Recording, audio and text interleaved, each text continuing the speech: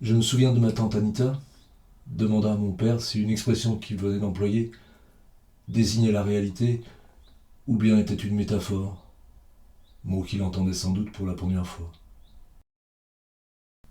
Je me souviens que nous allions acheter des haricots une fois l'an chez un paysan en Vendée et que son accent m'empêchait de comprendre ce qu'il disait.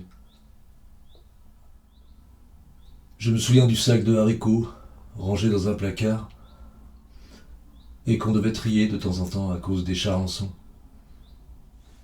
Je me souviens que mon père, à la fin de l'été, cueillait les derniers haricots secs, les déposait sur une couverture et que tous les deux nous dansions pieds nus pour les égousser. La seule danse que j'ai jamais vue danser.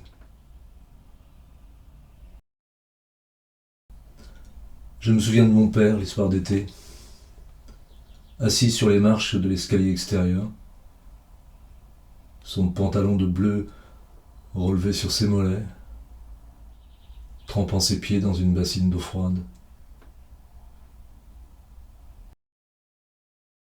Je me souviens de mon père, humidifiant ses cheveux avant de les coiffer en arrière, et du petit flacon qu'il utilisait pour ça.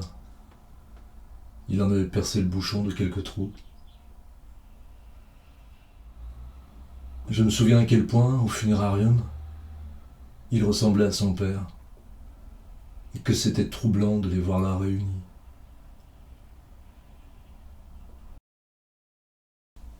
Je me souviens de ce marchand de bestiaux qui passait à la station et qu'on avait surnommé Nom de Dieu, Nom de Dieu. Je me souviens que les pompiers l'avaient ramassé un soir, au bord de la nationale, saoul comme un cochon au volant de sa voiturette sans permis. Il était dans le fossé, les billets qu'il dissimulait dans un agenda à couverture noire s'étaient répandus autour de lui, dans le fossé et sur la route. Je me souviens qu'il portait une veste et un pantalon noir, avec un liseré blanc. C'était le dernier à porter la tenue traditionnelle du marchand de bestiaux. Je me souviens qu'il avait raconté avoir participé à la guerre d'Espagne. Je n'ai jamais su si sa haine revendiquée des communistes faisait de lui un anarchiste ou bien un supplétif des troupes franquistes. Je me souviens que, refusant de payer ses impôts, il s'était fait saisir la plupart de ses terres.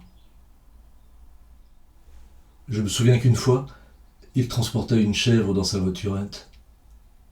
Je me souviens que dans mon imaginaire d'enfant, je l'associais au Gargamel des Schtroumpfs et qu'il me faisait peur. Aujourd'hui, je lui trouverais plutôt une ressemblance avec Céline.